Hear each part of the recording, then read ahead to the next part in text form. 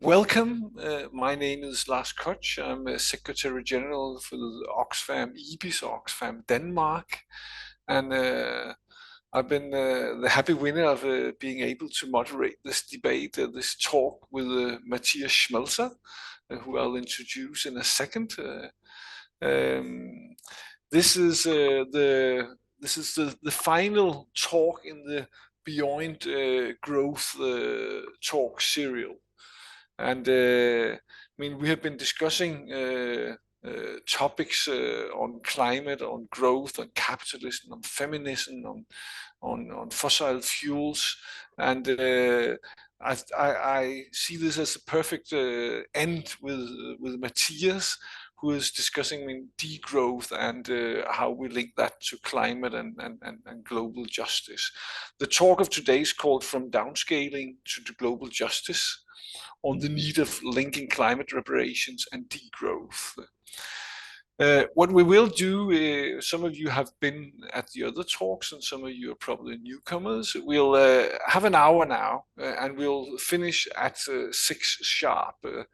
Matthias will allow him to do a presentation and more or less 25-30 minutes on this topic.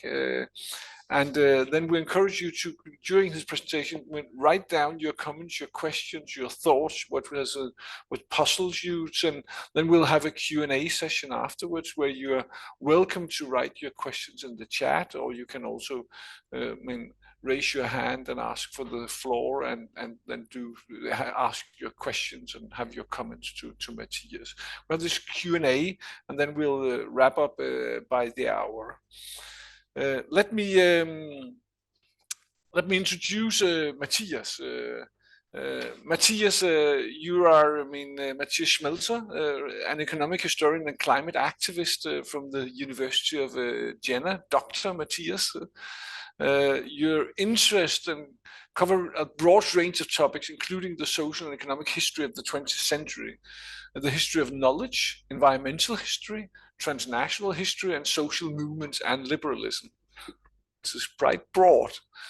But particularly, we believe you're an expert in the political economy of capitalism, the climate crisis, and non-mainstream economics. You've been authoring an award-winning book, The Hegemony of Growth, and you're co-authoring The Future of Degrowth, A Guide to a World Beyond Capitalism, where you explore alternative economic models to achieve a more sustainable and equitable society. You are advocating, and this is the fascinating thing, directly for a reduction in economic production and consumption, and offering a vision also for how an economy for a more just and sustainable world could look like. And I mean, I believe to the audience here, and not least to me, where we are dealing with this issue in Oxfam, Denmark, we're looking very much forward to having your perspective on this. So please, Matthias, the floor is yours, and please keep your cameras on if you can and will, but please mute your mics, and you'll have time to note down your questions, and we'll have time to discuss things afterward with Matthias. Please, Matthias.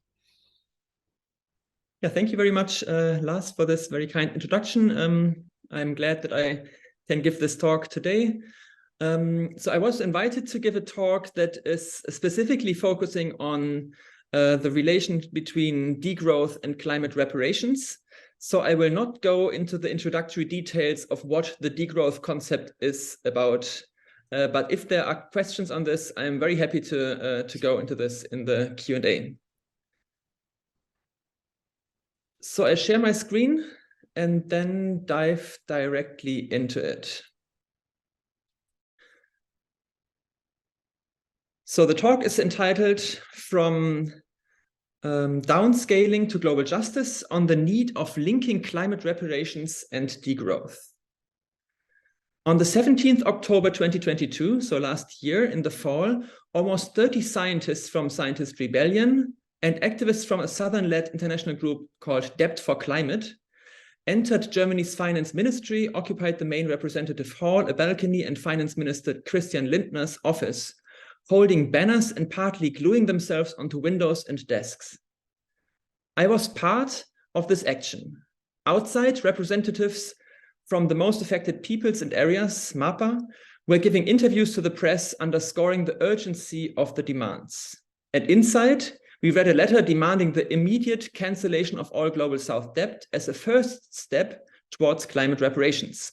I quote, "It is high time that reparations are paid, not only as a means of recognizing the effects of neocolonialism past and present, but also to compensate for the immense transfer of value from the South to the North that has been occurring through unequal exchange, repatriated profits, etc." Not only were some of the arguments that the action directly related to the notion of degrowth, but scientists also pasted key academic papers on the walls of the ministry, among them papers introducing degrowth research and justifying degrowth with reference to unequal exchange and imperialist appropriation by the Global North, as you can see in the images. I want to take this action, covered prominently in national media, as a starting point, since it is one of the few instances in social movements and academic discourse of a strong intersection between degrowth and reparations arguments. An alliance I want to argue that is essential to both. In essence, I want to make the twofold argument about the need to closely interlink degrowth and ecological reparations. Both discourses, sets of policies and related movements could gain from strengthening their connections and mutual integration of core perspectives and demands. However, building these links demands careful work of alliance building that takes differences of power, access to resources, and intersectional social hierarchies into account. On the one hand, degrowth should develop into a global justice perspective by integrating demands for ecological reparations, freedom of movement, and a global justice-oriented reshaping of the international economic system, demands most prominently articulated from Global South movements. Without this global justice outlook, degrowth risks becoming an inward-looking, provincial, localized, and eventually exclusive project within Europe and the Global North, one that focuses on securing decent living within northern regions that are involved in degrowth, but that is insulating itself from the catastrophes of the climate emergency unraveling in the most affected areas globally. On the other hand, demands for reparations, strongly articulated from the Global South, should incorporate the call for degrowth in the Global North. Without this degrowth, this call for degrowth in the North, which can of course be articulated by using different words, the reparations agenda risks a key opportunity to address core structural and systemic drivers of extractive processes that will negatively overcompensate all reparations. The fast and massive reductions of Global North emissions that are necessary to guarantee non-repetition of past harms, while at the same time working to end the imperial mode of living and the Global North appropriation of labor and resources, will require, so the argument, transformations in the rich countries along the lines of degrowth. So I move to the first part of the talk that centers on degrowth from downscaling to global justice. Degrowth is a term that is increasingly mobilized by scholars and activists to criticize the hegemony of growth and a proposal for a radical reorganization of society that leads to drastic reduction in the use of energy and resources, and that is deemed necessary, desirable, and possible. The notion started to gain prominence in the 2000s, first in France and Southern Europe, and has since spread around the globe, but due to its specific focus, mainly in the Global North. Degrowth starts from the fact, demonstrated by an increasing number of studies, that further economic growth in industrialized countries is unsustainable.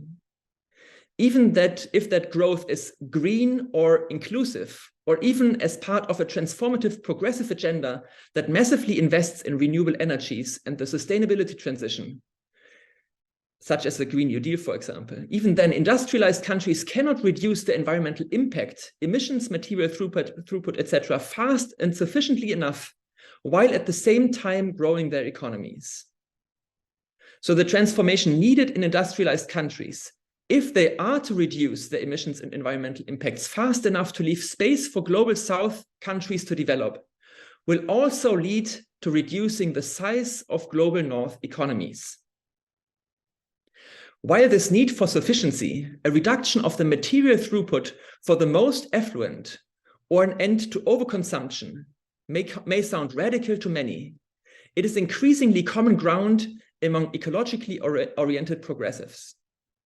Degrowth claims that such a transformation in the global North is not only possible, but also desirable. It is feasible to live well without growth and to make society more just, democratic, and truly prosperous on the way.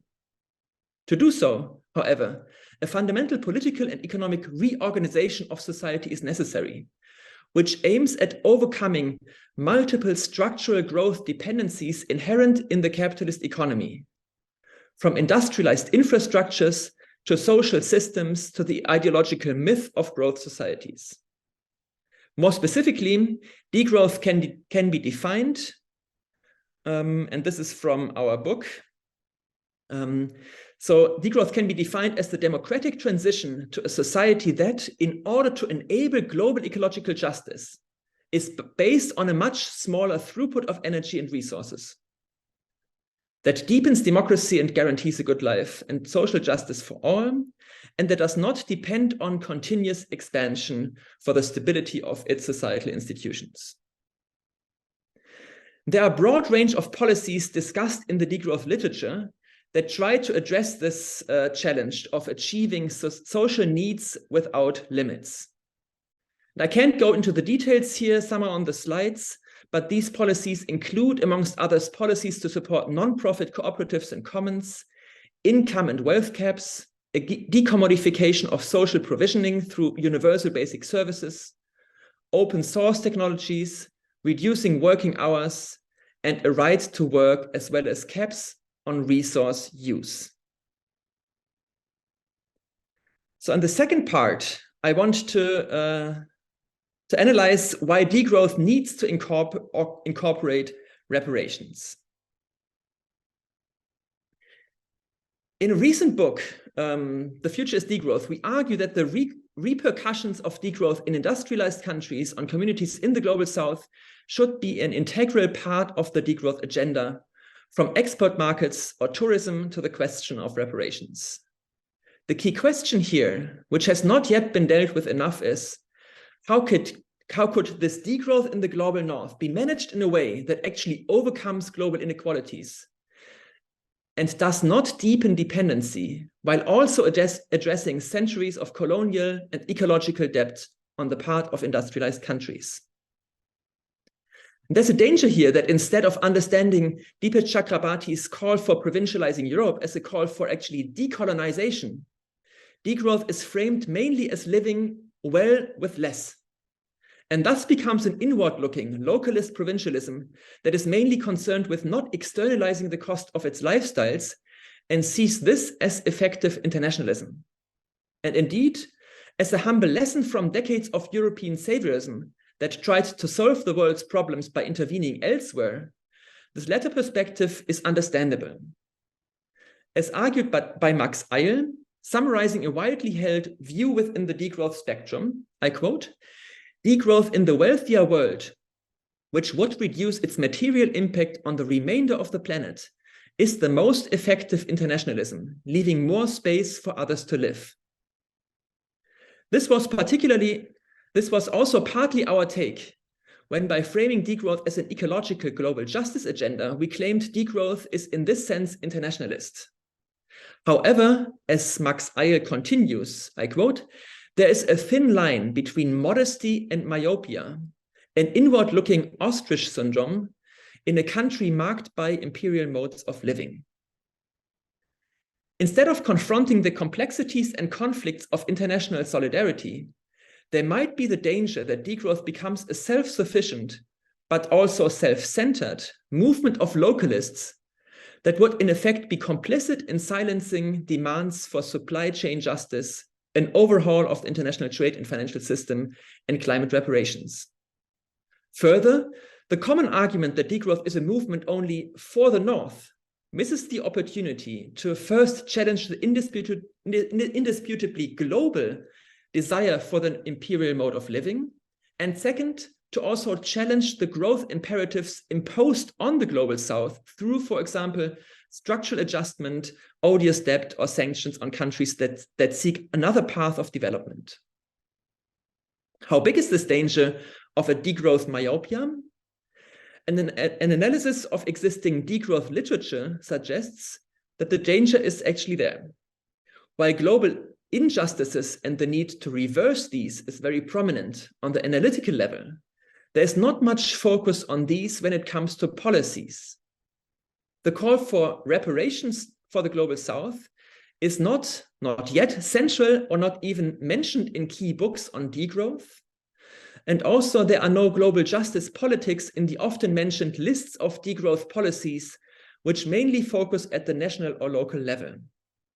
Further, existing literature reviews reveal a striking lack of discussions of degrowth's relation to the global south and policies such as reparations or on international taxation and trade, etc. So if we take into account the full implications of how processes of capitalist growth have fundamentally shaped the entire world, creating a highly unequal distribution of accumulated advantages on the one side and disadvantages on the other, of resources, access to goods and services, and related environmental repercussions. If we take this perspective, we can see that degrowth as a global justice perspective requires, following a parallel argument around decolonization by Adam Getachew, world making after growth. So I'm proposing that degrowth, in addition to focusing on the social ecological transformation in the global north and in close alliance with social movements and allies from the global south, also develops an explicit engagement with such a global justice agenda. And in the third part, I want to spell out a bit what this world making after growth could actually look like. I focus here on 5 policy areas that could be discussed as constituting such world making after growth, such an internationalist degrowth agenda. And time is too short to actually go into the detail, but I just want to at least mention these 5 areas.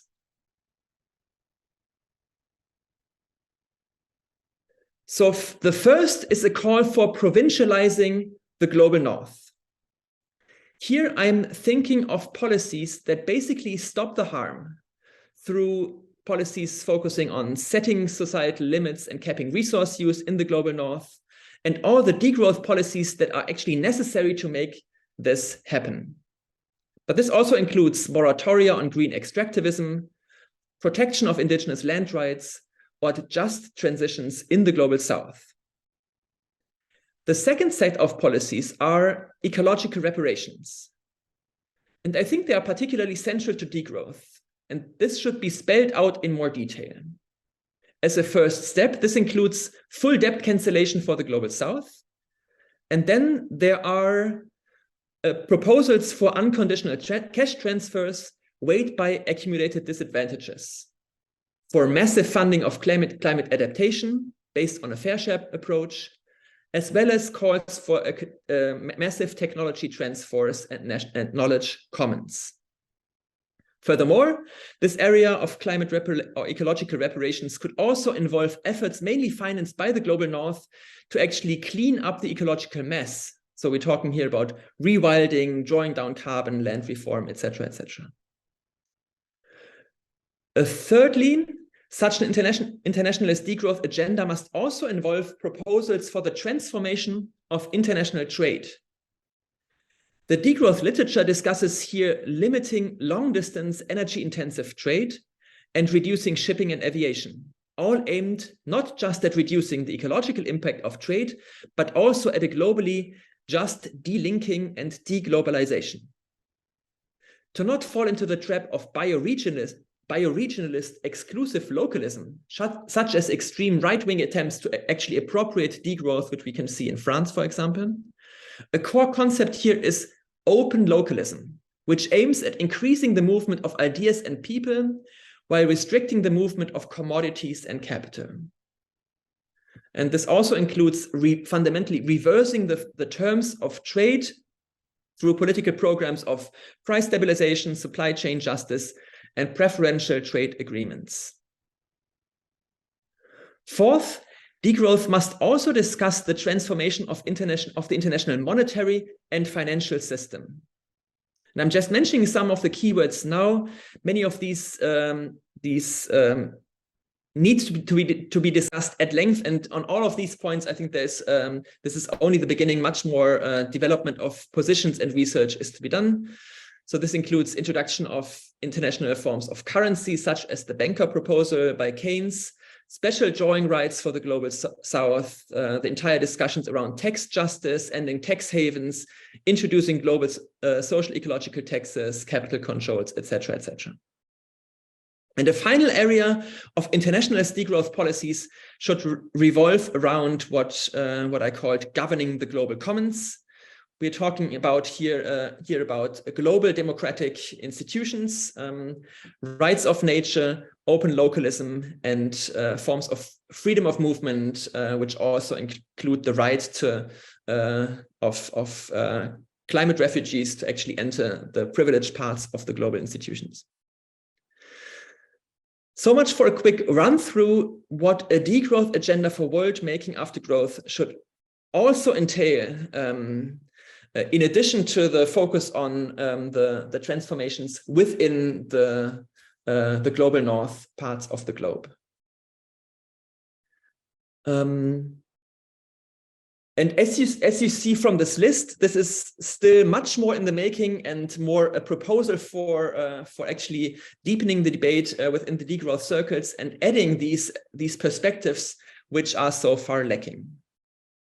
In the final part, I now want to focus a bit on the other side of the argument, why reparations need degrowth. So climate reparations are policies and measures taken by a state to redress past and present systemic injustices related to the climate or ecological crisis and to rebuild the world economy in ways that ensure climate justice, well-being, and equality for all globally. According to Maxine Burkett, any successful reparations effort must contain three critical elements: an apology, a monetary or other award that gives actual or symbolic weight to that apology, and thirdly, most importantly, a commitment by the perpetrator not to repeat the offending act, also known as the guarantee of non-repetition. And I think this is a very useful framework to highlight why the reparations agenda, if it is to include effective measures to make sure that the harm actually ends, needs to also take degrowth on board. Within debates on reparations and related efforts from the Global South to rethink world making, the first two are prominent, and the apology amounting to the Global North taking full responsibility for the harm done, and centrally financial or other kinds of compensation for this past harm. The third element, however, the guarantee of non-repetition, is equally important. And I want to argue that to make this commitment to not repeat the offending acts, to not continue with large excess emissions, to not just refashion the imperial mode of living in a green guise, the global north actually needs to degrow. The rich countries need to take rapid mitigation measures that, if the growing number of studies on decoupling or on the difficulties of decoupling GDP growth from emissions, if they are correct, this would actually amount to degrowth. So to conclude, not only should degrowth incorporate reparations as the core of an internationalist global solidarity agenda, but also calls for reparations should incorporate a demand that the global north stops the harm of excess emissions as fast as possible, even if this is only possible by actually reducing energy and resource use and also overall economic activity. The reparations agenda should adopt degrowth not as a global policy, but as a specific requirement for the rich countries to not cling to destructive growth paradigm if this stands in the way of actually achieving global justice. Thank you very much so much for an input, and I look forward to the discussion. Thank you, Matthias. Thanks for an excellent, but also swift run over of some very complicated elements and questions. I sometimes I struggle to follow all the thoughts, and I mean, to all of you, please, now it's time for you can raise your hands electronically, you can write your question in the chat. But let me just, Matthias, start by something, some of my initial reflections on the last part. I mean, you said that degrowth is a part of a reparation agenda, and just saying, that's maybe that's the easy one to understand for me. I think what has happened over the last couple of years in our global campaigning on loss and damage, which is a kind of a reparation. I mean, you cannot say that the rich countries have given an apology, but I mean, they're close to, and they know if they want to achieve anything on the ambition agenda and the climate talks, they have to not only give an apology, but also put some money where their mouth is. But I mean, what hasn't occurred yet is this third element of saying we also have to look into what we're doing at home and I mean, reduce our emissions or go into degrowth. That hasn't happened yet. We still are in a sphere where rich countries, corporates say, no, we can grow out of this mess that we are creating. But I think that's an easy one to understand to me. That was, and I don't know if that's the same to the rest of the audience, but I'd like to step back to what you started with, saying what I'm struggling with, also coming from an organization like Oxfam. I mean, to me, it's clear that degrowth or another economic model, human economy, well-being, we have to change the model that has created the mess we're facing right now on the climate and environmental crisis, biodiversity crisis. But how does this degrowth agenda link? You have to repeat that to me to make me understand it. I mean, when we say degrowth, you cannot say degrowth to Mozambique or to Nigeria or to Bolivia. They need to come into the donut. The donut economists would say. I mean, I'm still struggling how you see this degrowth agenda applied on the global South countries and their obvious request to have a larger share of the pie that we are producing jointly. Sure, yeah. Thank you very much for this question. So maybe I should have clarified this in the beginning. Degrowth is not the proposal, it's not a universal proposal for the end of growth in all regions of the world, but it's very specific, a proposal for the rich countries where there's overconsumption, where there's excess emissions, for those countries to actually reduce these excess emissions, even if this means reducing production and consumption and thus the size of the economy, with the aim of actually leaving space for development for countries in the global South. So the overall perspective is contraction on convergence. So the contraction of the global ecological impact, while at the same time a convergence of the ecological space, regions, and also people use up and have the right to use up. And to actually do this is the central argument. To actually do this means a quite radical reduction of the imperial mode of living that has become so normalized in the rich countries. So this actually means some fundamental lifestyle changes that are very far beyond what is normally discussed in the climate discourses and climate policies. And this also demands related structural adjustments to our economic system overall to actually overcome these growth dependencies, because if we don't, we will run into the trap of capitalist recessions, where in our current economic system, we are dependent on growth. We need growth for economic institutions to function stably. So this actually does involve very deep structural transformations. Great. Maya, I'll just ask you to, when I have posted another question, I mean, to put on your camera and ask your questions. But in the meantime, which is another thought, that is, I mean, you know, these talks are organized between Oxfam, Nyt Europa, New Europe, and Rethinking Economics. And we are also looking forward participating into the European Beyond Growth Conference this May. what role does the EU have? I mean, when you're thinking also, what are the pathways to change? What are the pathways towards a new economy, a degrowth economy? What role could the European Union, the European countries play in this?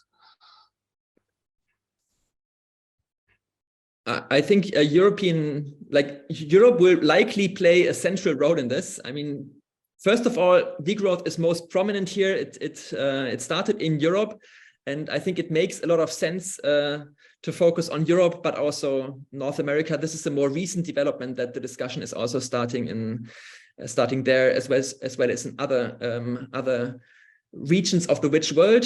Just as a side note, there was a recent bestseller which sold, I think, 500,000 copies in Japan with the title, with degrowth in the title, Degrowth Communism by Kohei Saito. So there's a lot of interest in various world regions in this set of ideas.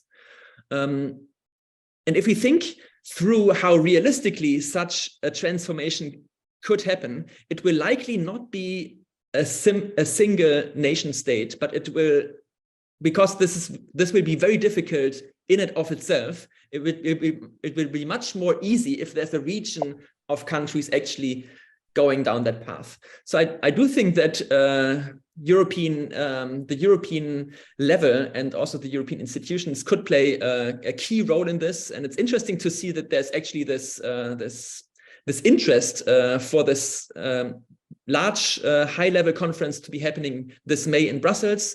Already the second time. There was already a conference, I think, in 2018 in the European Parliament.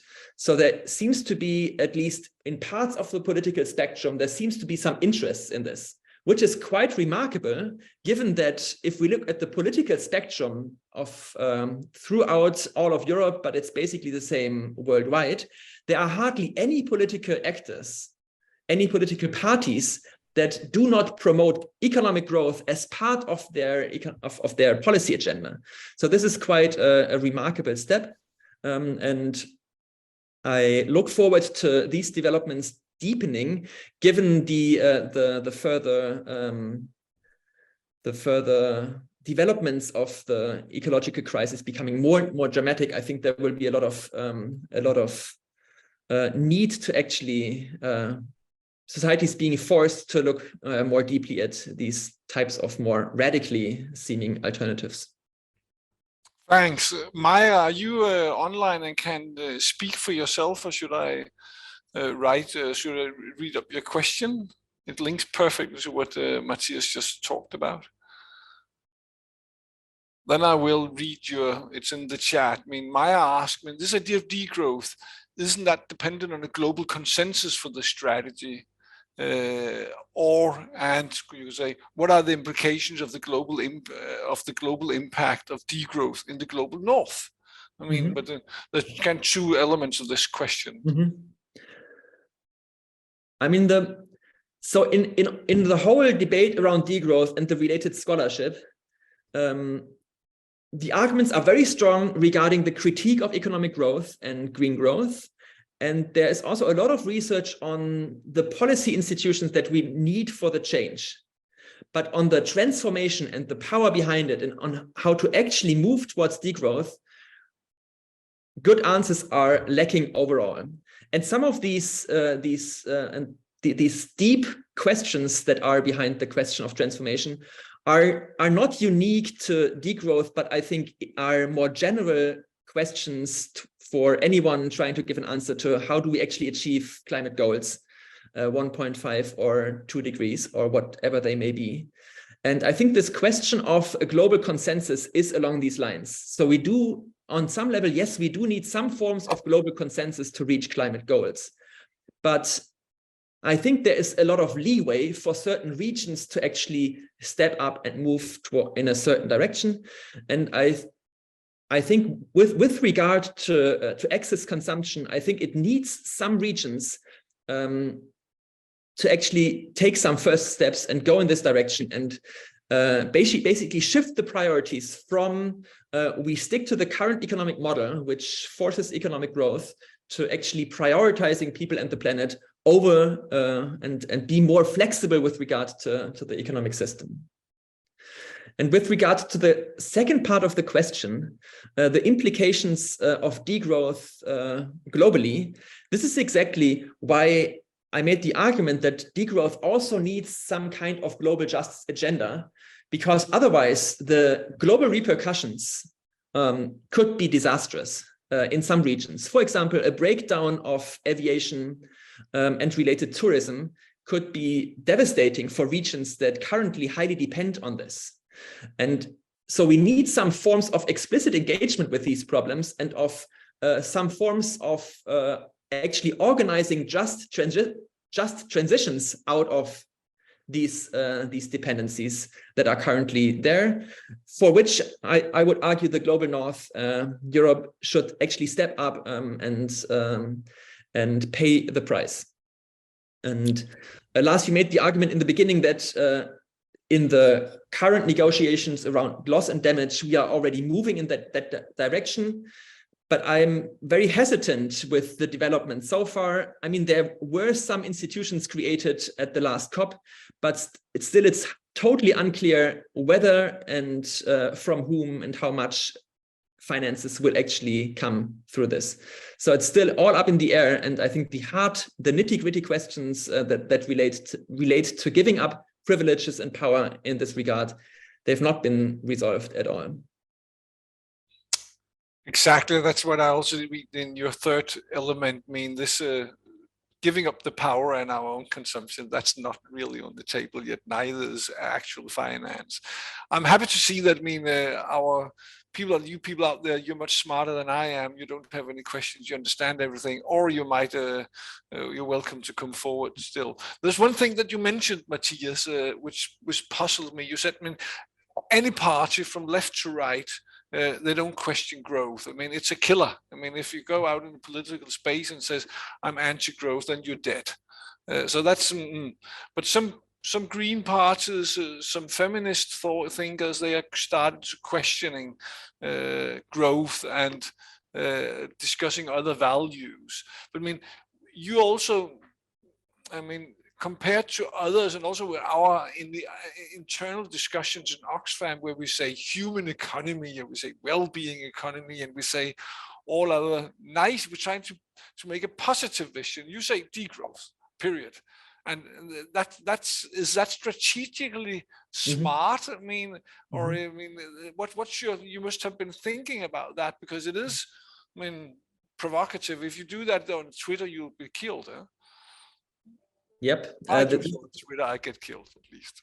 This is happening, and yeah, it's very interesting to see how the debates around degrowth have been going on, and there's a lot of backlash, in particular in the last 2 years, which are also, I would argue, a sign of the rising prominence of the degrowth idea. So there's a lot of negative reactions to this, and of course, degrowth thinkers, we all thought very hard about the term. And so I'm always making a bit of a complex argument here. I think degrowth serves a very, very important purpose, and still does so today, by being this missile word, this provocative term that actually stirs important discussions that we are otherwise not having.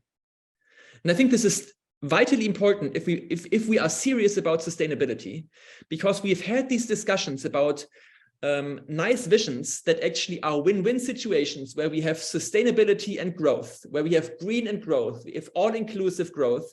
We have had this for the last 5 decades, and we haven't really moved on.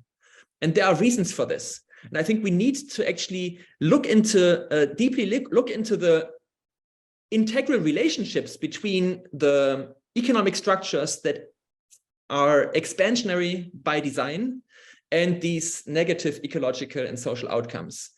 And these discussions we are having because we are discussing degrowth. On the other hand, of course, in the political realm, if I were to run as a politician, I wouldn't campaign around the term degrowth, because it creates misunderstandings. It's a provocation. It's not a winning political program, and I don't think this is the purpose of degrowth. So for the political realm, I think the challenge is much more to actually come up with political programs that are not relying on economic growth and that integrate degrowth thought and degrowth proposals without necessarily needing to use this term as the overall slogan. I think this is the direction in which we should be heading, and which is already happening on many levels. If you look into the details of the more radical positions in the climate movements, also in alternative economic movements, degrowth positions have become more prominent over the last years without people always using the term. And I think this is a very welcome development. We don't need the term, and I think eventually we can get rid of it, because what really matters is, of course, not the negative level of GDP, how much it reduces. This is just a side product of what is actually important, which is reducing the throughput of energy and material. Okay, thanks. I believe many of us sitting here, we are either climate activists or global justice activists. What is your recommendation to us as individuals? But also, I'm from a global justice organization, Oxfam. Other organizations like our colleagues here in New Europa and Rethinking Economics. What is your advice to us in this agenda, and what is also the advice to us as individuals, as activists? Speaking from this degrowth perspective, I think it would be good if more people and also institutions, such organizations such as Oxfam, would be more explicit with articulating the challenge, the impossibility of continued economic growth in the rich countries over the next decades while actually achieving sustainability targets. It's just highly, highly unlikely, and it will be much easier if we enter on this path of degrowth. And I think that it's still a bit a fringe position, and could gain from a wider spectrum of voices that at least articulate the challenge. And I think start a discussion where we try to become more serious about the magnitude of the challenge, but also critical of the often presented solutions, which are very often false solutions because they don't deliver in time or on the magnitude that we need. And I think this is fundamentally lacking. And I would urge everyone to be critical of the false climate solutions and really highlight the challenge that we're in, and link up with the more basically what I'm trying to say. I think we need to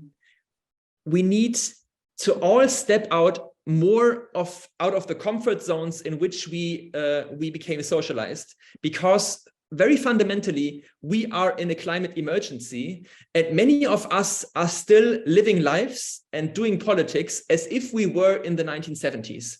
And I think this is a very fundamental problem. If we, as experts, as scientists, etc., if we aren't acting as if we are in emergency, how should the public understand? So I think there's still a lot of things that we could step up in our forms of engagement. Great. We have a couple of questions. Caroline White, will you start, and Jakob Bjelsko, if you will also ask your questions, or I can do it from Messenger chat. But Caroline, will you start, please? Sure. Yeah. Thanks very much. First of all, it's a very interesting talk, and you covered an awful lot of ground in a very short time. So most impressive. The organisation I work for, FASTA, we're very we've actually come to a lot of the same ideas, or through other work as well, obviously, and drawing on other people's work. But we have a lot of the same recommendations as what you're saying as well. So it's great to see that reflected elsewhere.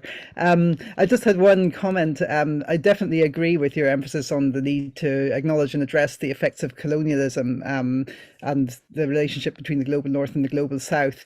But I think we need to also think about the effects of carbon emissions gaps within countries, and the fact that the global elite, no matter where they are, including in the global south, are actually responsible for a lot of emissions.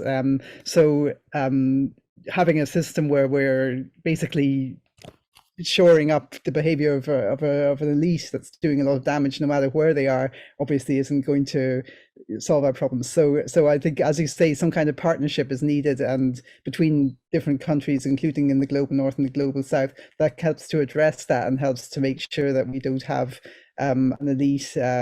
Basically, we don't want to have basically a takeover of the same kind of power dynamics just from somewhere else in the world, if you see what I mean. So I'm from Ireland, which is a country that was colonized and is now a tax haven. So, I can see these things are very complex, but I just wanted to point that out, and I would welcome any comment about that. Thank you. And hold on a second, Matthias. Jakob, are you there, or should I write you? Should I ask a question for you? If you're not there. Oh, he's in full train, he says. I'll ask the question for Jakob. I mean, in the process towards degrowth thinking, don't we have to grow in some areas, e.g. in renewable energy? I mean, we have that must grow to cover some of our energy consumption at the same time as we degrowth in other sectors. And if that assumption is correct, how do we make that process as gentle as possible for the global south with a perspective related to resources? So these two questions, Matthias, over to you. Wow, thank you very much. A lot of ground to cover. So first to the question of the relation between global north and global south. I think the best way to think about this is to understand, to even understand the terms global south and global north as very relational terms that aren't supposed to indicate certain regions of countries primarily, but rather situations of privilege or disprivilege within the global system. So there is basically a global south within the global north, so the poor in Europe. And at the same time, as you pointed out, there is also a global north in southern countries. And overall, obviously, we need to converge, and we need to address the excess consumption and the excess forms of overconsumption everywhere.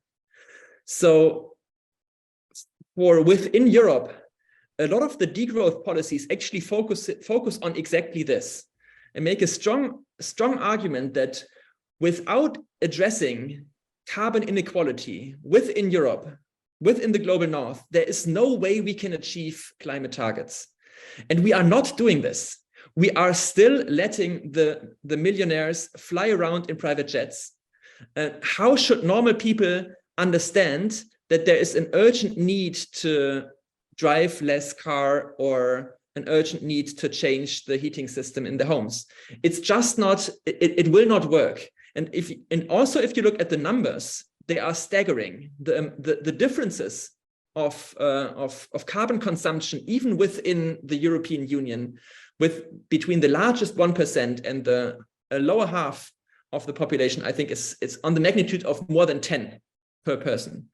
So this is really, really staggering, and it needs to be addressed through policies that directly focus on reducing the wealth and income of the rich. So degrowth is very much a proposal for a much more equal society, by not just, and so the idea of how to create more equality is not anymore to wait for the trickle down of future economic growth to benefit the poor, because this will overshoot all planetary boundaries. Rather, we need to directly see this as it becomes more a zero-sum game. That's why it's also politically difficult. Redistribution is the only way to do something to increase equality in society. So we need to take from some and give to others to really break it down. So one key proposal is introducing maximum incomes and having democratic decisions on what should be the maximum allowable income within a corporation or in a society. Should it be the 10 times or 5 times or 50 times the minimum income in that organization or country? I think this goes in the direction that we actually need to be focusing policies on. And a lot of the backlash against green politics comes from green politics not being articulated through such a justice perspective. And Matthias, to the question about, shouldn't we have growth in some sectors like renewables, and how do we deal with the other sectors in the global south and that? Yeah. So very important question that always comes up. Degrowth creates the impression, that's what people normally understand, that degrowth means reducing everything, which is of course not the case. Degrowth is a proposal for selective growth and degrowth of certain sectors and economic activities. And it's a proposal to re-democratize this fundamental question of the social metabolism. So to not leave it to the market to decide which sectors expand and which contract, but rather to basically plan this in a rational manner based on social and ecological indicators. And this, of course, means high growth and expansion in not just the entire build-up of the renewable energy sector and the shift to sustainable infrastructure entirely, which is a great task, which needs many jobs, etc.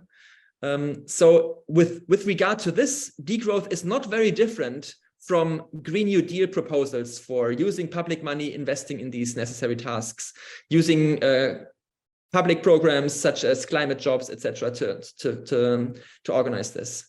However, in addition, degrowth also focuses on what needs to go, and the perspective is not to wait until the renewable energies by themselves outcompete fossil fuels, for example, or that trains and electric cars outcompete the fossil engines, but rather that these need to be driven out on purpose through specific policies.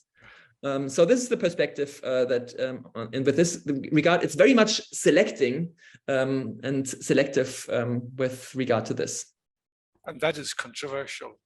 We have a final question from Marina and time for a brief answer as well. Marina, please, the floor is yours. Yes, thank you. I wanted to ask, referring to the loss and damage fund, what do you think, like there are historical emitters and current emitters? Would you say, for example, for Brazil or China, like there's a thin line between paying and getting the reparation? What do you think, how to classify them?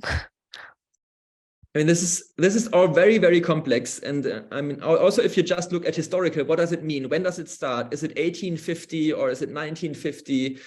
It's all complicated. And in the end, it will depend on negotiations. I don't think there's also no clear moral line to take. Or the clearest moral line would amount to, I think, a moral position that the global north should be responsible and should also pay for all historical emissions. But then the amount would be on magnitudes that cannot be paid. I think we are in a situation where the situation is so dramatic, in particular, given the damages that are likely to occur over not just the next years or decades, but over very likely hundreds of years. So there's no amount of money to actually pay for this. So it all depends on finding good compromises. But I think the main focus in these discussions shouldn't be on these nitty-gritty complicated details, but rather on the overall thrust of the moral responsibility of, firstly, the historical emitters in the rich countries to start this process and actually start to provide substantial amounts of reparations payments before we can go into the other complicated questions. Thank you, Matthias. Great. I think it's a good way to end also on. I mean, we're getting into not the nitty-gritty, but it's actually, we're having a COP coming up by the end of this year where I believe still this loss and damage is high on the agenda. And if on an optimistic note, I have to be optimistic where I am. I mean, I think it is great that there's some kind of acknowledgement of the climate debt. That is actually, I never thought that would happen. And will we see any money? What we see, and I liked also from when you started out with talking about the cancellation of the debt and your debt action was one of the key challenges, that due to lack of finance for real reparations, most of the climate finance comes as loans, which just increases the debt. And I mean, most climate distressed countries are also debt distressed countries, and I mean, we're just fueling the debt crisis with the way that we are financing the climate, and yeah, that is a huge challenge I foresee coming over the next years. But it's a discussion that's on the table for the COP now, and that's great. I mean, it's been great, I mean, Matthias, to hear your thoughts. To me, as also as a global justice and global climate justice campaign, I mean, you're linking between the climate reparations and the degrowth, where, I mean, I'm still struggling with how degrowth, I mean, when we formulate that, how do we leave the space for a just transition for poorer people, poorer countries? And I think it's important what you also highlighted. We've been highlighting that as well as Oxfam, that mean there's a global north in the global south as well, and there's a global south in the global north. We know that the 1% richest people on the planet, they emit twice as much as the 50% poorest people on the planet. We know who we have to deal with when we have to stop the emissions, and we have to link that to, as you perfectly frame it, to a redistribution of resources and income. We know it's the huge investments of rich people which also are causing the problems. So, Matthias, this was a great way. We're ending now. This is the final session of these series of talks beyond growth that we've been organizing. And I mean, it's a great way to end to us, in the sense that we have been discussing the current economic model, the link to inequality, and the link to how we deplete the planet's resources by the model that we are having. And you've been very, I mean, very precise on describing that, how we're driving an economic and climate disaster by the current model. And also, as you stated, we cannot save the planet. Any climate justice, any climate solution to the climate problem has to deal also with the current way we are producing goods and consumptions. I mean, what has been mentioned in earlier talks is also the feminist perspective. You haven't mentioned that a lot here, but I mean, this of what is if the degrowth is the negative, then the feminist or the caring economy is the positive. We can have another model which is actually maybe more better for men, better for women, better for humanity, and better for the environment. So, I mean, you're a perfect way to end our discussions on how we can continue our struggle for a just and equal future. And I mean, we're all here in that fight together, and it's been very inspirational. We'll be continuing the talks in Nyt Europa, in Rethinking Economics, in Oxfam, and we'll be inviting also you guys here as participants to other activities, actions. Maybe we should go and, I mean, glue ourselves to the Minister of Finance. We can discuss that. But Matthias, thank you very much for your inspirational talk, and we'll keep up the good fight. Thanks for you for participating. Thanks for the questions, and we'll keep up the struggle, and have a nice evening. Thanks. Hi. Thank you. Bye-bye.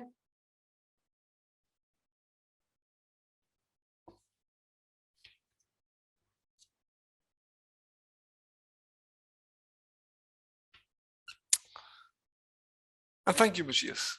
Wonderful. I'm sorry. I'm sorry. I didn't participate in the Oxfam talk on.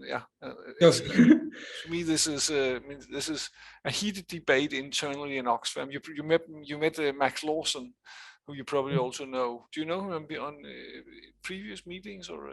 No. He's a kind of a global inequality leader, and I'm discussing with him exactly some of the things that you said here. I mean, should I stop buying my cut flowers? I mean, he's been working in Kenya with some of these women who are producing cut flowers and exporting by plane to Europe, and I can buy them down in my shop here. Should I stop buying them due to, as you said, we should reduce the trade? I mean, the trading from with long transportation, we should produce and consume more locally. When he says, well, this is the way out for these women in Kenya, that is to sell these flowers. And we're discussing these links between climate, inequality, economic models, and we're struggling with it. It's difficult. Yeah, I also don't think there's easy ways. So it's probably a bit of weighing of, there might be some forms of very globalized production whose like social impact, positive impact on the workers in the South is so large that it overweighs the ecological impact. And maybe there's also possibilities for making the transport quite fuel efficient, but we're just not there. And most of these things, I mean, most of the global division of labor is happening not to help people in the global South, but rather to take advantage of wage differentials under very bad conditions. So very often, I think the arguments are not really honest. But then, yeah, it's complicated. Yeah, I mean, right now, as you probably know, we're discussing international bunker fuel taxes, also airline fuel tax. I mean, another argument is if we have a bunker fuel tax, that will have implications for southern countries having huge exports or imports. And I say, but we have to do it. I mean, we can't keep on subsidizing fossil fuel in transportation as we do now. But I mean, there are a lot of dilemmas, and I think it's awfully difficult. But I'm sure that. I mean, as I said in the beginning, I don't really know where we're heading with this thinking on human economy, but I'm sure that we have to head that way. And I think like that's just like that is something that is like been throughout the whole series here, that we have like heard about all these different issues and all these dilemmas and how complicated these things and these trade-offs there's like between like pursuing certain policies and these different inequalities that can be caused. Like we have just really not there where we have a blueprint or pathway yet. But and that's been kind of frustrating sitting here listening to, but that's how like it seems like that's when you're dealing with a hegemony, like I mean, growth, neoliberal model. I mean, it is, as we say, it is more difficult to imagine the turnover of capitalism than the turnover of the planet. And that's what happens when you're living with a hegemony. And we're struggling from outside with all kinds of ideas, and we haven't put them together into a blueprint, a coherent model. We have 500 years, a system that has developed over 500 years, and is like so many institutions are embedded in capitalism, right? So how do we mindsets? Right? Yeah. Matthias, great to meet you, and I'll get your second book and get to read it. I should have had it here before my Easter holiday, but I didn't manage to. And thanks for the invitation. Thanks for. Yeah, thank you, Matthias. No, it was wonderful, really great. Thank you very much, Matthias. And maybe see you around. I'll be in Copenhagen in August for 5 weeks. Okay. At the university with it's called Center for Applied Environmental Thinking. And it's a new university center. It's at KU, right? Yep. Like the new center they have together with KR Foundation, right? I don't know the funding. Okay, well, yeah. No, but cool. Well, Cool, Matthias. We gotta do something with you if you're open for that. Then we're gonna do some, yeah. I mean, yeah, or just meet up. But yeah, I'm there all of August. Great.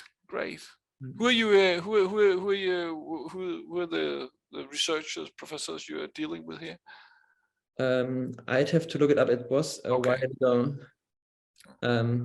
Yeah, that's great. Yeah.